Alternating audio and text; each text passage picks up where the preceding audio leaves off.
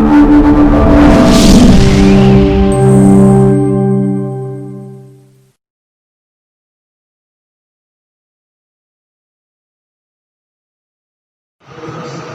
اللہ الرحمن الرحیم۔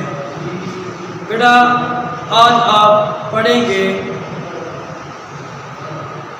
10th کے اندر دوسرا حصہ احادیث کا ہے، حدیث نمبر 11، حدیث نمبر 12 اور حدیث نمبر 13۔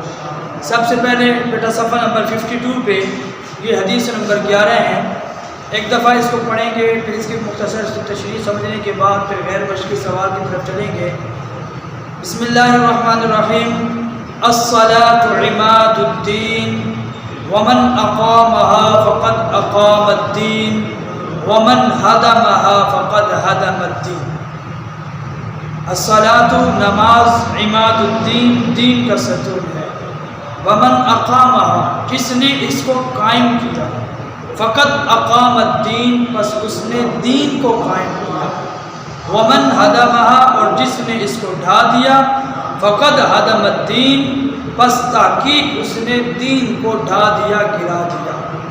بیٹا اس حدیث مبارکہ کی تشریح میں جائیں تو آپ کو بات سمجھ میں آئے گی کہ اس حدیث میں دین کو ایک عمارت سے تشبیہ دی گئی ہے، اور اس عمارت میں جو ستون ہے وہ نماز کہا گیا ہے کہ نماز دین کا ستون ہے۔ اگر ستون ہے چھت بھی قائم ہے، عمارت بھی قائم ہے۔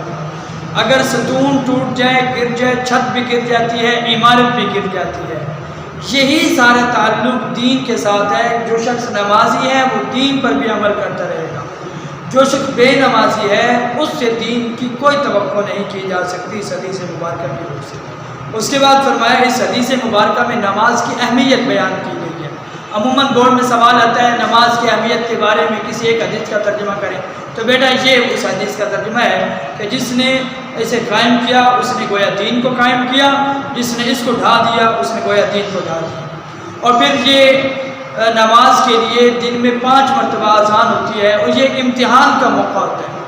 یہ اذان ایک امتحان ہے، اس میں اللہ تعالیٰ کی طرف سے اعلان ہوتا ہے، تو جو شخص اس اعلان کو سننے کے بعد وہ مسجد میں جاتا ہے تو وہ کیا کرتا ہے، وہ اپنے ایمان کی صداقت کی گواہی دیتا ہے۔ اس کے بعد فرمایا کہ مؤذن لوگوں کو نماز کی طرف اور فلاح یعنی کامیابی کی طرف بلاتا ہے، حی علی الفلاح، آؤ کامیابی کی طرف، حی علی الصلاح، آؤ نماز کی طرف۔ تو گویا کہ مؤذن دن میں 5 مرتبہ اذان دے کر لوگوں کو اللہ کے گھر میں بلا کر کامیابی کی طرف بلاتا ہے۔ اور اس کے بعد فرمایا کہ نماز ایک ایسا عمل ہے کہ جس کے ذریعے اللہ سے تعلق قائم رہتا ہے، ربط قائم رہتا ہے، تعلق مضبوط رہتا ہے۔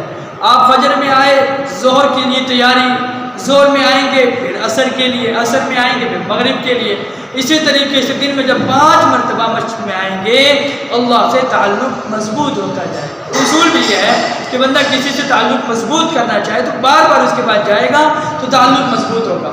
کسی دن نہیں جائے گا، مہینے بعد نہیں جائے گا، سال بعد نہیں جائے گا تو تعلق کمزور ہو جائے گا۔ تو اس لیے فرمایا کہ جو شخص نماز بار بار پڑھتا ہے اس سے اللہ کا تعلق مضبوط ہوتا ہے، جو نہیں پڑھتا اس سے اللہ کا تعلق ترک ہو جاتا ہے، کمزور ہو جاتا ہے۔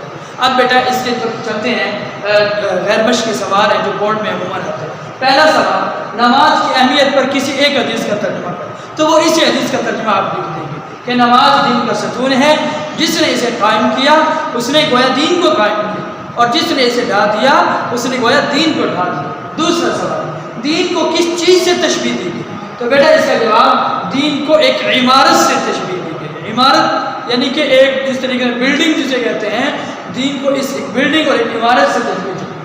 مسلمان کے لیے دن میں کتنی مرتبہ امتحان کا موقع آتا ہے، تو بیٹا مسلمان کے لیے دن میں 5 مرتبہ امتحان کا موقع آتا ہے۔ وہ کون سے وقت ہے؟ فجر، ظہر، عصر، مغرب، عشاء۔ اسی طریقے سے مؤذن کسے کہتے ہیں؟ اذان دینے والا۔ یہ کس طرح بلاتے ہیں؟ تو کہتے ہیں کہ مؤذن نماز اور فلاح کامیابی کی طرف بلاتا ہے۔ اذان کی پکار پر لبیک کہنے والا کس چیز کی گواہی دیتا ہے؟ اذان کی پکار پر لبیک کہنے والا ایمان کی صداقت کی گواہی دیتا ہے۔ تو بیٹا یہ تھا ایک حدیث نمبر 11۔ اب اس کے بعد آپ صفحہ نمبر دیکھیں گے 53، اس پہ آپ کو حدیث نمبر 12 نظر آئے گی۔ بسم اللہ الرحمن الرحیم۔ اذا قلت لصاحبک یوم الجمعۃ انصت والامام یخطب فقد لغوت. ترجمہ اذا قلت، جب تم نے کہا، لصاحبی کا، اپنے دوست سے، اپنے ساتھی سے، اپنے تعلق رکھنے والے سے، یوم الجمعۃ، جمعہ کے دن، انصت، خاموش ہو جاؤ، والامام، اور امام، یخطب، خطبہ دے رہا تھا، خطبہ کھڑے ہو کر، فقد لغوت، پس تحقیق تم نے فضول بات ہے. ایک تو اس میں یہ مسئلہ سمجھایا کہ جب امام کھڑے ہو کر خطبہ دے رہا ہوتا ہے تو کسی سے کوئی بات نہ کرو، گناہ ہے بات کرنا. کسی کو منع کرنا بھی، جو باتیں کر رہا ہے اس کو بھی کہنا بھائی خاموش ہو جو خطبہ رہا ہے، یہ بھی منع ہے. کوئی بول رہا ہے، کوئی تنگ کر رہا ہے، کوئی شرارتیں کر رہا ہے، بس آپ اپنے بہت توجہ سے اس کو سنیں. اور خطبہ جو ہے جمعہ سننا یہ واجبات میں سے، واجب میں سے، نہیں سنیں گے تو گناہ گار ہوں گے. اس سے معلوم ہوا کہ خطبہ سننے سے کے لیے مسجد میں وقت پر پہلے پہنچ جانا چاہیے، نہ کہ جیسے ہی وقت ہو جماعت کھڑی ہونے کا اس وقت گھروں سے نکلے، تو یہ ناجائز ہے. جائز طریقہ پہلے جا کر مسجد میں داخل ہوں اور اپنا سارا ثواب جمعے کا حاصل کریں. اس کی تشریح میں جائیں تو کہتے ہیں جی علم کا پہلا ادب یہ ہے، علم کے کئی سارے آداب ہیں، ان میں پہلا ادب یہ ہے کہ علم کی بات کو توجہ سے سنیں.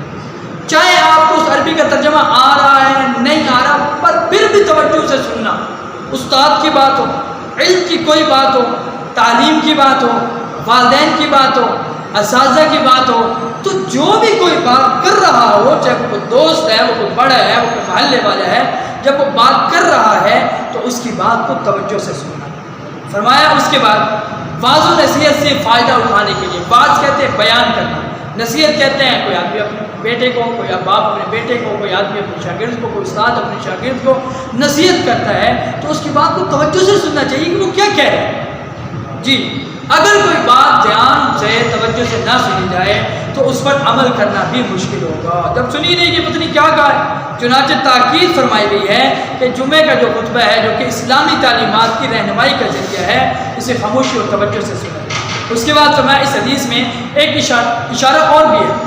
وہ اشارہ کیا ہے؟ وہ اشارہ یہ ہے کہ جب کوئی شخص باتیں کر رہا ہو تو خطبے کے دوران یہ بھی جائز نہیں ہے، روا نہیں ہے کہ کسی کو کہے بھائی خاموش ہو جو خطبہ ہو. بس اپنا جو ہے خطبہ وہ غور سے سنیں، اپنی جو ہے خاموشی ہونی چاہیے اور توجہ ہونی چاہیے. جی اسی طریقے سے فرمایا کیونکہ اس سے بھی لوگوں کو جب آپ کسی کو کہیں گے بھائی چپ کر جاؤ تو ارد گرد والے لوگ جو ہیں وہ آپ کی طرف توجہ کریں گے، تو خطبے میں جو ہے سننے کا جو صحیح چل رہا تھا ماحول، اس میں جو ہے وہ ایک قسم کا سننے کا عمل متاثر ہو سکتا ہے. تو اس لیے فرمایا کہ خطبہ جو ہے وہ غور سے سننا چاہیے. اور اس میں یہ بھی اشارہ ہے کہ کوئی بول رہا ہو تو اس کو منع نہیں کرنا چاہیے. تو بیٹا یہ تھا اس کی تشریح. اب اس میں بھی غیر مشکل سوال ہے. اب چلتے ہیں جی پہلا سوال. فرمایا کہ پہلا سوال یہ ہے کہ علم کا پہلا ادب کیا ہے. بورڈ میں عموماً سوال ہے. جواب علم کا پہلا ادب یہ ہے کہ علم کی بات کو توجہ اور خاموشی اور توجہ سے سنا جائے. جب بھی توجہ سے سنیں گے، خاموشی سے سنیں گے تو وہ بات دل میں اترے گی، بات سمجھ میں آئے. نمبر جمعہ کے خطبے کے بارے میں کیا تاکید فرمائی گئی ہے؟ تو اس کا جواب جمعہ کا خطبہ جو اسلامی تعلیمات کے بارے میں رہنمائی کا ذریعہ، جس میں ہماری رہنمائی ملتی ہے، ہمیں رہنمائی ملتی ہے، تو فرمایا کہ اسے خاموشی اور توجہ سے سنا. تیسرا سوال، اس حدیث میں ایک اور اشارہ دیا گیا، وہ کیا ہے؟ وہ اشارہ یہ ہے کہ جمعہ کے خطبے کے دوران یہ جائز نہیں ہے کہ کوئی شخص بول رہا ہو اور اسے منع کیا. یہ جائز ہی نہیں ہے. بولتے ہیں وہ بولتے رہنے دیں، آپ اپنی توجہ سے سنیں. تو یہ حدیث نمبر 12 ہے. جی اب اس کے بعد حدیث نمبر 13 صفحہ نمبر 53 میں 13ویں حدیث. بسم اللہ الرحمن الرحیم. من تخطى رقاب الناس یوم الجمعة اتخذ جسرا الى جہنم. من جو شخص، جس شخص تخطى گردنیں پھیلانا، یہ جو پھیلان کر گیا، رقاب الناس لوگوں کی گردنیں. من جو شخص تخطى پھیلان کر گیا، رقاب الناس لوگوں کی گردنیں، یوم الجمعہ جمعہ کے دن، اتخذ بنایا، جسرن پل، الى جہنم جہنم کی طرف. ترجمہ جو شخص جمعہ کے دن لوگوں کی گردنوں پر سے پھیلان کر گیا، گویا اس نے جہنم کی طرف پل بنایا. اس حدیث کے اندر آداب جمعہ، آداب مجلس، احترام انسانیت، تہذیب و سلیقہ اور نظم و ضبط کی طرف توجہ دلائی گئی. جمعے کے آداب ہوتے ہیں، مسجد کے آداب ہوتے ہیں، مجلس کے آداب ہوتے ہیں، تہذیب ہوتا ہے، کچھ سلیقہ ہوتا ہے، کوئی نظم و ضبط ہوتا ہے، نہ کہ جیسے جہاں جگہ ملے وہاں پہ ٹھہر جائے، جگہ نہیں ہے وہاں پہ بیٹھ جائے، تو یہ غلط طریقہ ہے. آداب ہے کہ اگر جگہ آپ میں سے پہلی 2-3 لائنوں پہ نمازی بیٹھے ہیں، جہاں آپ آئیں آپ وہیں پہ آ کر بیٹھ جائیں. اس حدیث میں یہ بیان کیا.